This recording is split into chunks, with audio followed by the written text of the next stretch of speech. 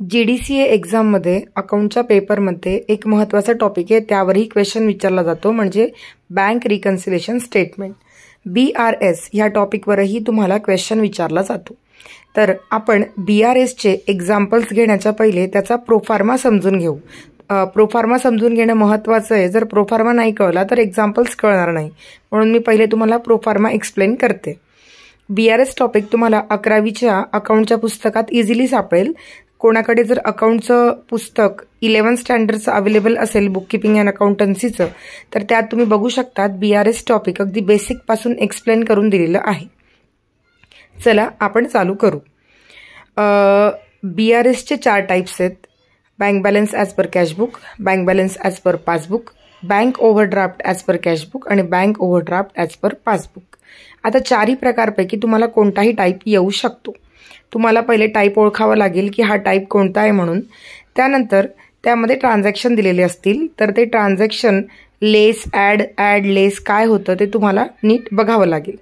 तर एक्झाम्पल्स मधले जे ट्रान्झॅक्शन आहे ते ॲड होतील की लेस होतील हे समजण्यापूर्वी तुम्हाला त्याचा प्रोफार्मा लक्षात ठेवावा लागेल. तर चला आपण प्रोफार्मा स्टार्ट करू. 4 टाईप्स दिलेले आहेत: balance as per cashbook, balance as per passbook, overdraft as per cashbook आणि ओव्हरड्राफ्ट ॲज पर पासबुक. त्यांनी सर्वात आधी दिलेलं आहे cheque deposited into bank but not credited. जेव्हाही हे ट्रान्झॅक्शन येतं तेव्हा कॅशबुकला हे लेस होईल. सेकंड टाईप आहे पासबुकला ॲड होईल, म्हणजे फर्स्ट टाईपमध्ये लेस होईल, सेकंड टाईपमध्ये ॲड होईल आणि थर्ड टाईप आहे ओव्हरड्राफ्ट ॲज पर कॅशबुकमध्ये ॲड होईल आणि फोर्थ टाईप ओव्हरड्राफ्ट ॲज पर पासबुकमध्ये लेस होईल. सेकंड ट्रान्झॅक्शन आहे check issued but not presented for payment.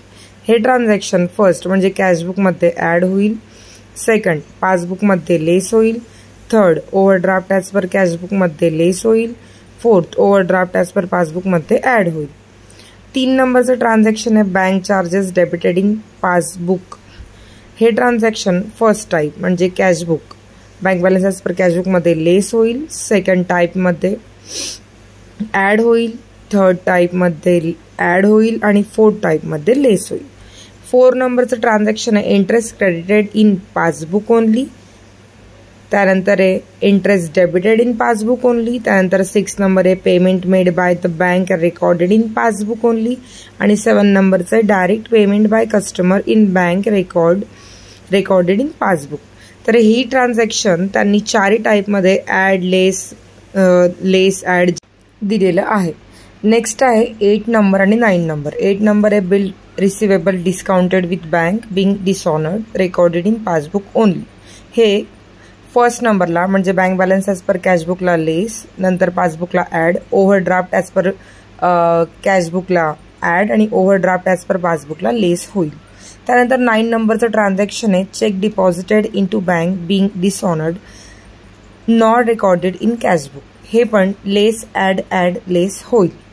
मग तुम्ही हे 9 ट्रान्झॅक्शन अगदी व्यवस्थित वाचायचे आहेत आणि लक्षात ठेवायचं की सर्वात आधी तर तुमच्यासमोर क्वेश्चन आल्यावर BRSचे 4 टाईप आहेत, तर ह्या 4ही टाईपमधून कोणत्या टाईपचं एक्झाम्पल आहे हे पहिले तुम्हाला ओळखावं लागेल. म्हणजे फर्स्ट टाईप जो पिंक कलरमध्ये दिला आहे, सेकंड टाईप ग्रीन कलरमध्ये दिला आहे, थर्ड टाईप येल्लो आणि फोर्थ टाईप ब्ल्यू कलरमध्ये दिला आहे.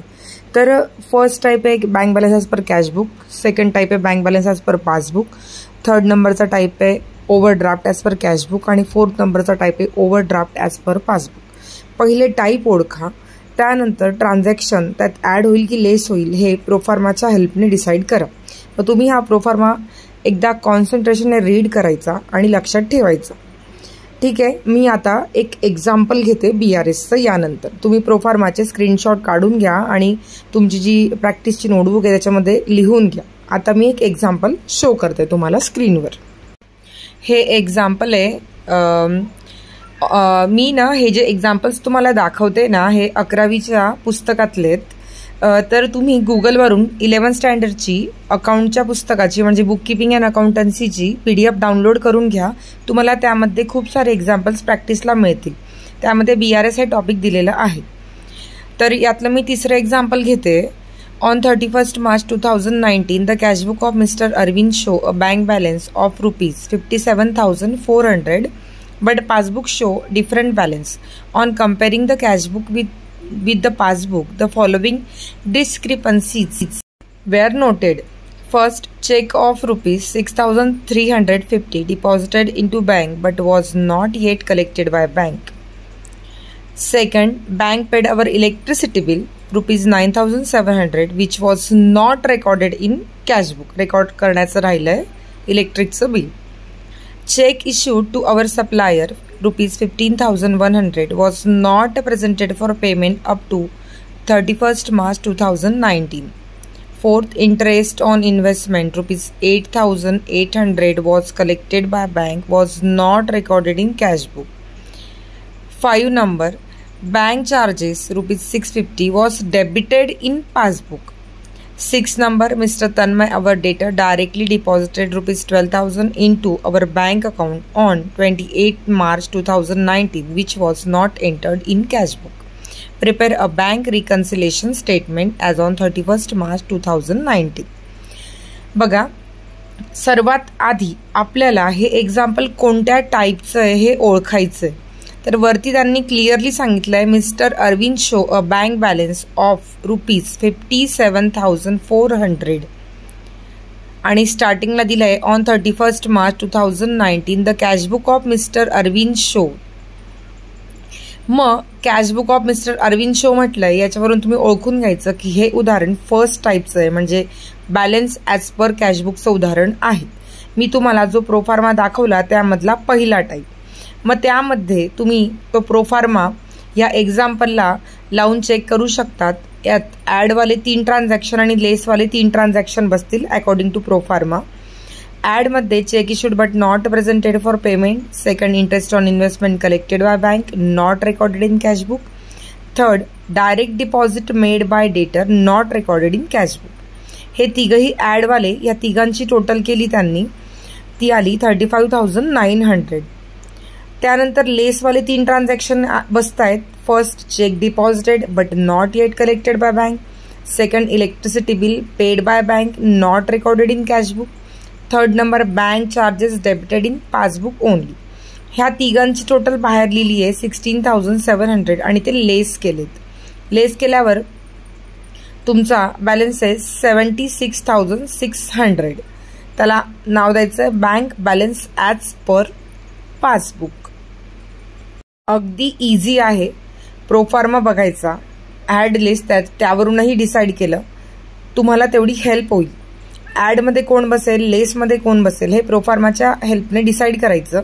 आणि एक्झाम्पल कोणत्या टाईपचं आहे, 4 टाईप्स आहेत, तर हे एक्झाम्पल फर्स्ट टाईपचं आहे. हे एक्झाम्पल घेण्यामागचं कारण आहे की अशाच टाईपचे एक्झाम्पल्स तुम्हाला JDCAच्या एक्झाम पेपरमध्ये आलेले होते, म्हणून मी हे एक्झाम्पल घेतलं.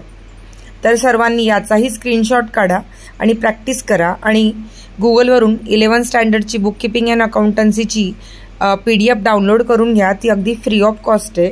डाउनलोड करून त्यामधून BRS टॉपिकच्या एक्झाम्पल्सची प्रॅक्टिस करत राहा. मी लवकरच म्हणजे एक दिवसात किंवा 2 दिवसातच सेकंड टॉपिकचाही व्हिडिओ तुम्हाला रेकॉर्ड करून सेंड करते. तुम्ही त्याचीही प्रॅक्टिस करत राहा. जेही व्हिडिओज येत आहेत त्यातले एक्झाम्पल्स आणि त्यातले सोल्युशन हे तुम्ही एका नोटबुकमध्ये लिहून काढा. माझी रिक्वेस्ट आहे तुम्हाला, असं फक्त व्हिडिओ ऐकून होणार नाही. तुम्हाला एक रफ नोटबुक घेऊन त्यामध्ये मी याच्या मागचा JDCA अकाउंट पेपरचा जो 5 नंबरचा पार्ट टाकलेला आहे त्यामध्ये मी फायनल अकाउंट घेतलं आहे. तर फायनल अकाउंटचाही क्वेश्चन आणि आन्सर लिहून काढा, सोल्युशन लिहून काढा. BRSचाही प्रोफार्मा लिहा, त्यानंतर हे एक्झाम्पल सॉल्व करा. आणि जास्त एक्झाम्पल प्रॅक्टिससाठी 11th स्टँडर्डची PDF डाउनलोड करून त्यातले BRSचे क्वेश्चन सॉल्व करा.